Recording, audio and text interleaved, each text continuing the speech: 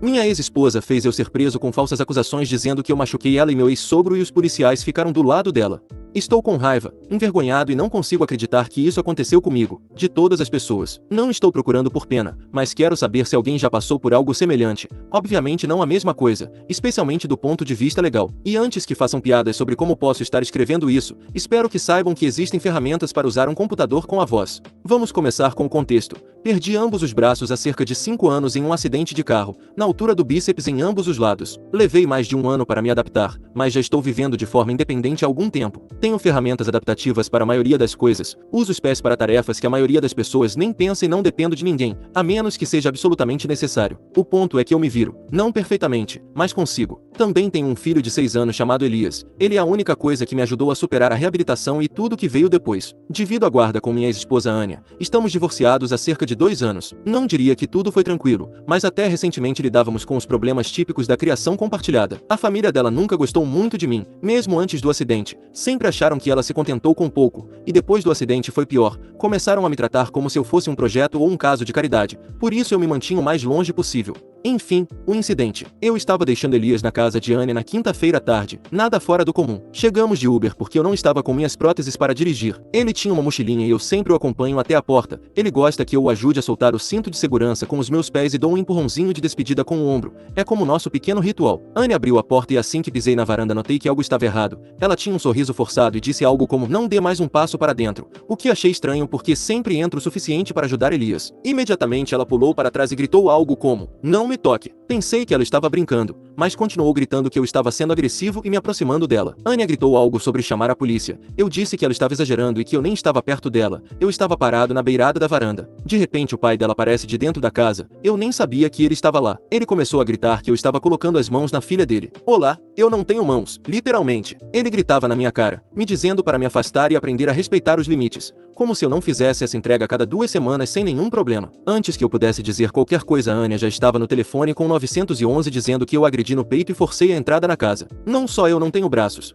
como mal estava na beirada da entrada, nem sequer dentro da casa, não houve nenhum contato físico. Os policiais chegaram cerca de 10 minutos depois. 3 deles, 2 homens e uma mulher. Mantive a calma e expliquei tudo, que sou um amputado duplo, que estava apenas acompanhando meu filho até a porta e que Anya começou a gritar sem motivo. Anya já estava sentada nos degraus chorando e segurando o peito. Um dos policiais me perguntou se eu a havia empurrado com o corpo. Eu disse que não, que apenas subi na varanda e parei quando ela me pediu. Mas tudo virou uma loucura e fui preso. Não fizeram mais perguntas, não investigaram. Interpretaram como se eu tivesse usado meu corpo de forma agressiva ou algo assim. Um dos policiais até perguntou se eu havia dado uma cabeçada no peito dela. Nem me deixaram despedir do Elias. Me empurraram para dentro do carro, sem algemas obviamente, mas um deles disse: "Já veremos o que fazer com isso na delegacia", como se eu fosse um animal. Pedi um advogado. Não leram meus direitos. Não me deixaram ligar para ninguém por 9 horas. Fiquei na cela sem comida, sem água, sem explicação, e definitivamente sem dignidade. Depois soube pelo meu amigo, que me tirou sob fiança na manhã seguinte, que Anya estava com um hematoma no peito dizendo que eu a ataquei sem motivo. Ele disse que não fazia sentido me conhecendo, mas aí está o detalhe. Aparentemente ela tinha um hematoma visível, e isso foi suficiente para os policiais registrarem como agressão menor. Agora enfrento acusações e o Departamento de Serviços Infantis foi notificado de um possível incidente doméstico, o que significa que também estão avaliando minha guarda. Eu nem sei como explicar a um juiz que fisicamente não posso agredir ninguém.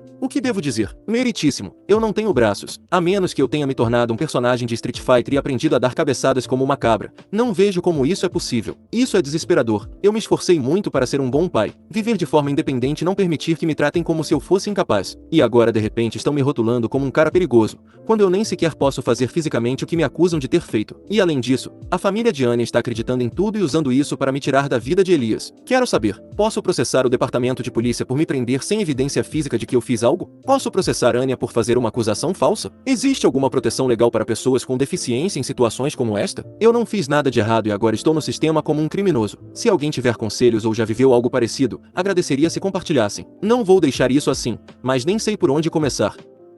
Atualização. Passou uma semana desde que publiquei e as coisas andaram rápido. Algumas para o bem, a maioria frustrantes. Se alguma vez te trataram como se você fosse menos que humano só por sua aparência ou por não poder fazer o que os outros fazem, então você já sabe o quão rápido o benefício da dúvida desaparece. Toda essa bagunça só confirmou isso. Primeiro, consegui um advogado especialista em direitos civis, um cara jovem, mas muito inteligente. Ele já trabalhou em vários casos relacionados à deficiência e levou o meu a sério desde o primeiro momento. Depois de ouvir o que aconteceu, a primeira coisa que ele fez foi solicitar as gravações das câmeras corporais dos policiais. policiais. O que vimos me revirou o estômago. Eles zombavam de mim. Um deles, enquanto me levavam para o carro, disse algo como: ele está usando a carta da deficiência com força. Outro murmurou que só porque me faltam os braços não significa que não seja perigoso. Em nenhum momento do vídeo eu levanto a voz, ameaço alguém ou me aproximo de forma agressiva. A única coisa que fiz antes foi acompanhar meu filho até a porta. Foi quando ela começou a gritar. Ela se jogou para trás, agarrou o peito como se tivesse sido atingida e começou a gritar para eu me afastar. Os policiais chegaram em minutos como se já estivessem por perto. A próxima coisa que lembro é que estavam me puxando, me colocando na viatura e me dizendo que eu sabia o que tinha feito. Ninguém pediu a minha versão, nem uma única vez. O pai dela chegou pouco depois. Esse homem me odeia desde que me casei com Anya. E quando o acidente aconteceu foi pior. Para ele eu passei de não ser suficiente para ser um completo perigo. Na cena ele me chamou de maluco aleijado e disse a um dos policiais que eu estava perdendo a cabeça há semanas. Nada disso é verdade. Tenho sido completamente estável com Elias e tenho as mensagens de texto e registros de horários para provar. Também revisamos o relatório médico de Anya, incluído no processo. Ela afirmou que eu a empurrei com tanta força que ela caiu contra uma parede, o que supostamente lhe causou hematomas nas costelas e no peito. Aqui está o problema. Eu não posso empurrar ninguém fisicamente. Não tenho alcance nem a força. Não tenho braços e naquele dia não usava próteses. Elas estavam na oficina para ajustes. Mesmo que eu quisesse chutar, nem estava totalmente na frente dela. Então, apareceu um vizinho. O cara que mora em frente à casa dela com a mãe. Ele tem câmeras. Sua câmera captou um ângulo aberto da varanda durante toda a cena. Não se vê nenhum empurrão. É possível me ver parado perto do carro dando um passo em direção à porta com o pé e Anya se jogando para trás de repente. Depois de gritar, ela se choca contra o corrimão da varanda e agarra o peito. Contato zero. Essa gravação por si só deixa claro o que aconteceu. Mas o pior é que os registros de tempo não coincidem com a declaração oficial dela. Ela disse que eu forcei a entrada, mas eu nunca cruzei o umbral da porta, nem cheguei perto de fazê-lo. A própria cronologia dela não bate nem com a gravação, nem com a chamada para o 911. E fica ainda mais complicado. Fiquei sabendo por um amigo em comum, alguém que esteve silenciosamente do meu lado em tudo isso, que Anya e seu namorado tiveram uma briga na noite anterior, uma briga feia. Os vizinhos a ouviram gritar na varanda e ele foi embora furioso. Então é provável que os hematomas sejam dessa briga e ela me usou como bode expiatório para encobrir. Um clássico. Não acho que ela planejou isso com antecedência, mas quando me viu ali viu uma oportunidade. Ela nunca gostou que eu seguisse em frente, muito menos com alguém que me trata bem e não me vê como quebrado. Acho que ela odiava a ideia de que eu não precisava mais dela e quis me lembrar que ainda podia tirar de mim o que tenho de mais valioso. Bem, agora é ela quem tem algo a perder. Meu advogado já solicitou uma audiência de emergência para que as acusações sejam retiradas. Estamos avançando com uma ação civil contra o Departamento de Polícia por prisão injustificada, contra a Anya por difamação e denúncia falsa, e possivelmente contra o pai dela por calúnia. Não vou deixar isso passar, não depois de como me humilharam na frente do meu filho, me trataram como um animal e me deixaram em uma cela por horas sem sequer uma ligação. O Departamento de Proteção à Criança veio na sexta-feira passada, foi desconfortável. A assistente social foi profissional, mas claramente estava procurando por algo. Fez perguntas sobre meu apartamento, como preparo a comida e como me locomovo, se Elias alguma vez já se sentiu desconfortável comigo. Mostrei a ela minhas rotinas, como preparo a comida, como funciona a minha tecnologia adaptativa, como lido com as idas ao banheiro com ele quando está comigo. Ela sentiu o tempo todo, mas fez muitas anotações. Pude notar que tinham vendido uma história a ela, mas também acho que ela não estava acreditando totalmente. O que mais me custa aceitar é a rapidez com que as pessoas acreditaram nela. Eu entendo, não pareço o pai típico, uso os pés para tudo, dirijo com um volante adaptado, como com utensílios especiais para os pés, escrevo com um lápis entre os dedos do pé, mas não sou indefeso, muito menos violento. No entanto, assim que Anya gritou e apontou para mim, todos reagiram. Ninguém parou para pensar como eu poderia sequer ter feito o que ela afirmou. Isso é o que mais dói. Ela não só mentiu, como contou com o fato de que ninguém acreditaria em mim. Sabia que viria um cara sem braços e pensariam: com certeza ele não bate bem da cabeça. Ela manipulou o sistema e por pouco não funcionou. Mas agora eu tenho as gravações, tenho relatórios médicos que não batem. A história dela está desmoronando e tenho uma equipe jurídica pronta para fazer barulho. Publicarei novamente quando tivermos uma resposta sobre a retirada das acusações ou se os serviços sociais tomarem alguma medida. Por enquanto, tenho meus documentos em ordem, meu advogado na descagem rápida e não vou largar isso. Ela veio atrás da minha dignidade e dos meus direitos de custódia. Ela não vai sair impune. Atualização 2. Avançando para o presente, as coisas finalmente estão começando a mudar. Meu advogado reuniu as gravações das câmeras corporais dos policiais, combinou com o vídeo da câmera de segurança do vizinho de Anya e apresentou um relatório completo ao promotor. A acusação de que eu a empurrei no peito com meu coto, de que fui agressivo e forcei a entrada na casa não tem respaldo no vídeo porque nunca aconteceu. Os hematomas que ela tinha no peito nem sequer coincidem com a cronologia que ela deu. Meu advogado conseguiu os relatórios médicos da visita de Anya à emergência após o incidente. Acontece que essas lesões eram anteriores à data que ela alegou. negou. As anotações do hospital até mencionam hematomas consistentes com trauma por objeto contundente, possivelmente por uma queda ou batida em algo. Isso já foi um grande sinal de alerta. Apresentamos tudo ao promotor e adivinha? O caso foi arquivado silenciosamente, sem desculpas, sem explicações, apenas um arquivado por falta de provas suficientes. Tudo bem, eu aceito, é um começo, mas não vou deixar por isso mesmo. Anya tentou me incriminar por algo que eu fisicamente não poderia ter feito. A família inteira dela apoiou suas mentiras e me trataram como lixo. A polícia engoliu a história como se eu já fosse culpado. Os serviços sociais vieram ao meu apartamento com perguntas sobre se eu era um cuidador seguro, tudo por uma mentira. Agora que a acusação criminal foi descartada, avançamos com a ação civil. Meu advogado apresentou acusações contra Anya por difamação e denúncia falsa, contra o departamento de polícia por má conduta durante a prisão e por violar o protocolo da lei dos americanos com deficiências, contra os policiais envolvidos pessoalmente por uso excessivo de força e má conduta, e estamos preparando uma ação contra o pai de Anya também, por calúnia e assédio. Falando no pai dela, esse cara tem deixado mensagens de voz como se estivéssemos nos anos 90. Uma dizia: você vai mesmo arruinar a vida dela por um mal-entendido? Amadureça. Outra: seja homem e supere isso. Guardei todas. Meu advogado tem cópias. Ele também apareceu no meu apartamento. Não abri a porta, mas o vi pelo olho mágico gritando no corredor que eu não sou um homem de verdade e que sou um covarde patético escondido atrás de processos. Chamei a polícia e registrei o incidente. A família de Anya está entrando em pânico agora porque sabem que não estamos brincando. Vamos levar isso a julgamento. E se ganharmos, o que meu advogado diz ser muito provável, eles terão que pagar do próprio bolso. Enquanto isso, tive uma audiência de custódia temporária. Os serviços sociais encontraram inconsistências no relatório de Anya e observaram que ela ocultou informações sobre a presença de seu namorado durante o incidente. Ela disse a eles que ele nem estava lá naquele dia, o que foi mentira. Eles também não gostaram que ela disse ao Elias para não falar sobre o que a mamãe disse que aconteceu. Isso veio diretamente do assistente social do caso. Com base em tudo isso, agora tenho a custódia total temporária até a próxima revisão. Ela tem visitas supervisionadas a cada 2 fins de semana. A família de Anya ficou em silêncio nas redes sociais. Eles estavam muito ativos quando fui preso, mas agora os sem noção não têm nada a dizer. Anya apagou seus perfis, certamente pela pressão. Para ser claro, eu nunca quis chegar a este ponto, mas quando alguém tenta destruir sua vida e usar sua deficiência como uma arma, o que você deve fazer? Pedir desculpas? Deixar passar? Ela mentiu, a família dela apoiou a mentira, e agora eles querem que eu seja o maduro da história. Não, esse trem já partiu quando me deixaram na cadeia sem minhas próteses e zombaram de mim por isso. Há mais por vir, especialmente com a ação civil avançando. Publicarei outra atualização quando houver progresso, mas por enquanto só quero que saibam que não vou desistir, não vou fazer nenhum acordo, a menos que seja extremamente vantajoso. Atualização 3. Pensei que depois que o caso criminal fosse arquivado as coisas começariam a se acalmar. Pensei que talvez todos nós agiríamos com maturidade, eles aceitando que erraram, mas aparentemente algumas pessoas não conseguem deixar o passado para trás, e com algumas pessoas, me refiro ao meu ex-sogro. Aproximadamente uma semana depois que o caso foi encerrado, fui a um dos treinos de futebol do meu filho como sempre faço. Não perdemos se pudermos evitar. Chego cedo, cumprimento os outros pais e torço por ele da linha lateral, mas desta vez mal tinha dado 5 passos para dentro da entrada quando um voluntário me parou e disse que eu não poderia estar ali. No início pensei que fosse um mal-entendido, mas não. Me disseram com toda a seriedade que eu havia sido proibido de frequentar jogos ou treinos devido a um caso de agressão pendente relacionado à custódia de menores. Você leu certo. Pendente. O caso havia sido arquivado 2 semanas antes publicamente. Perguntei quem havia feito a denúncia. Não me disseram, mas não foi difícil deduzir. O pai de Anya está na diretoria da liga. Ele é um daqueles aposentados que se apegam a qualquer pingo de poder que lhes reste e tem estado no meu pé desde que tudo isso começou. Suponho que se os tribunais não me punissem, ele se encarregaria de fazê-lo por conta própria, no estilo máfia da associação de pais. Então,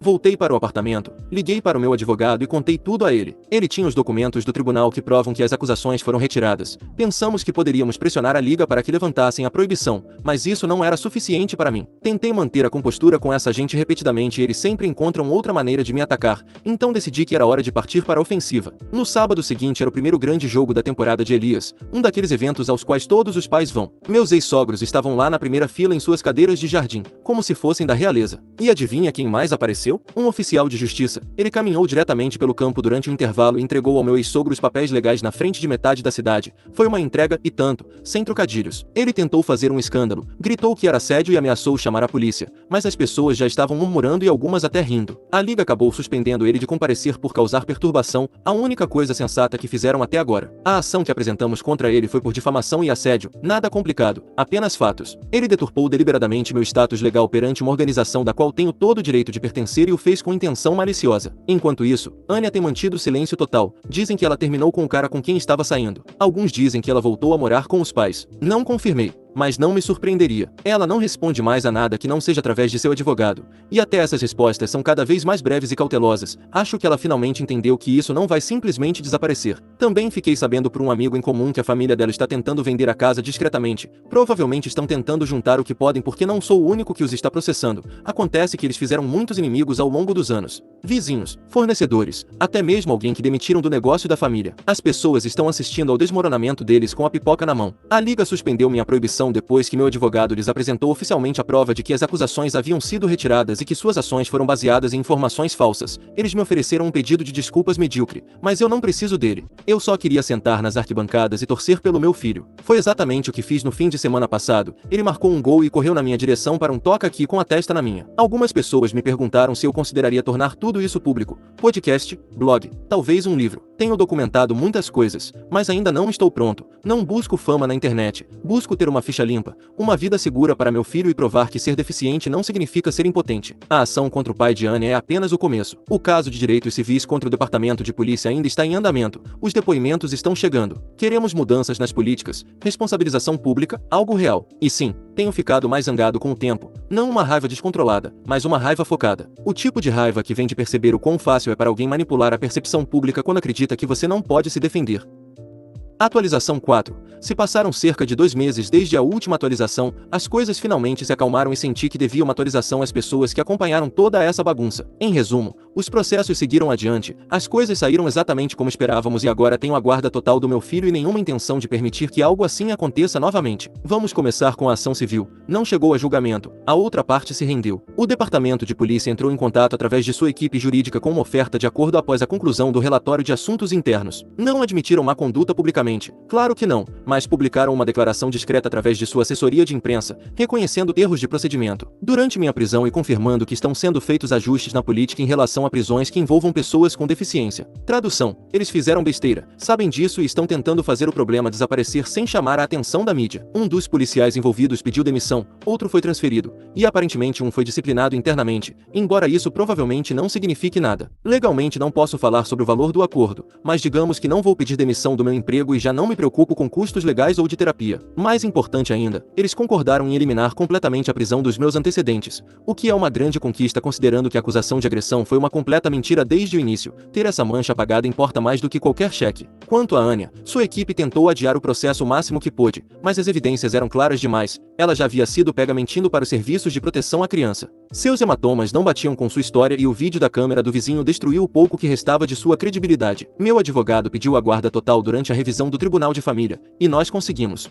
Guarda legal e física exclusiva de Elias, com efeito imediato. Ela ainda tem visitas supervisionadas 2 vezes por mês, que ocorrem em um local neutro com um observador designado pelo tribunal. Chega de entregas sem supervisão, chega de entregas na casa dela apenas para ser acusado de algo fisicamente impossível. Isso não vai acontecer novamente. Quanto à compensação monetária, isso ainda é um pouco mais complicado e ainda não tenho novidades para contar. O pai dela continua sendo processado separadamente, esse caso ainda não foi resolvido. Ele tentou apresentar uma reconvenção por assédio, uma piada, considerando tudo o que ele fez, e o tribunal basicamente lhe disse para parar de fazê-los perder tempo. Esse processo segue adiante e voa até o fim, não pelo dinheiro, embora provavelmente vá custar caro para ele, mas porque ele passou meses dizendo que eu era um perigo para o meu filho. Conseguiu que me expulsassem da liga de futebol e ajudou a empurrar uma acusação falsa que poderia ter destruído minha vida. Não vou deixar passar. Ele pensou que eu levaria os golpes e seguiria em frente, que por ser um amputado duplo eu estaria muito dependente, assustado ou fraco para me defender. Ele descobriu que estava completamente enganado. Pessoalmente, as coisas estão estáveis. Meu filho está bem, seu conselheiro escolar diz que ele se adaptou melhor do que o esperado,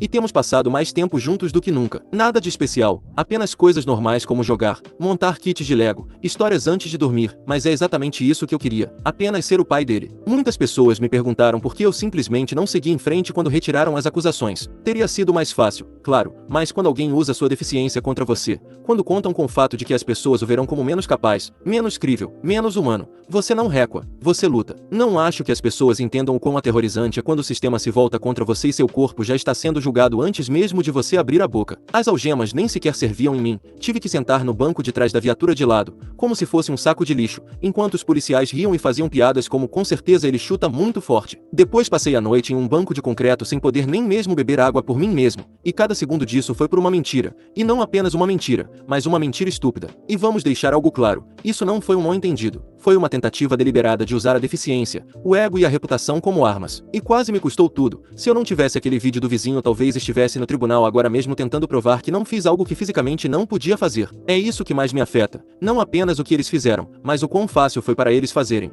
E o quão rápido as pessoas se viraram contra mim. Por agora, estou focando no que importa. Meu filho, minha saúde e voltar a uma vida normal. Continuo vendo meu advogado semanalmente, principalmente para fechar a última parte do processo contra meu ex-sogro e minha ex-esposa. Esse será o último tijolo neste pesadelo. E quando isso terminar, acabou. Não busco vingança, apenas justiça. Isso é tudo que sempre quis.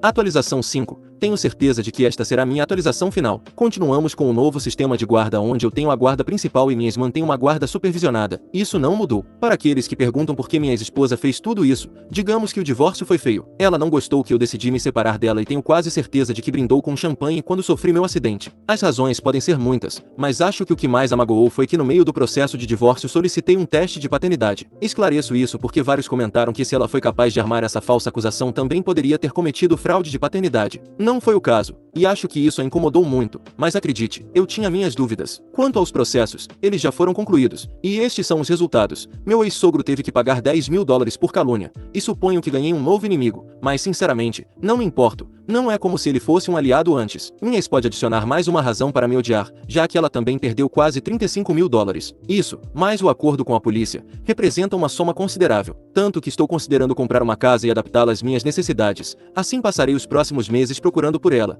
reformando e finalmente me mudando com meu filho. Ter mais espaço em comparação com este apartamento pode ser muito benéfico para nós dois. Só me resta agradecer a vocês porque completos estranhos que não me conhecem me apoiaram mais do que pessoas que conheci por anos. Até mesmo a polícia, que supostamente está aqui para proteger e servir, fez exatamente o contrário. Então obrigado, sinceramente, do fundo do meu coração.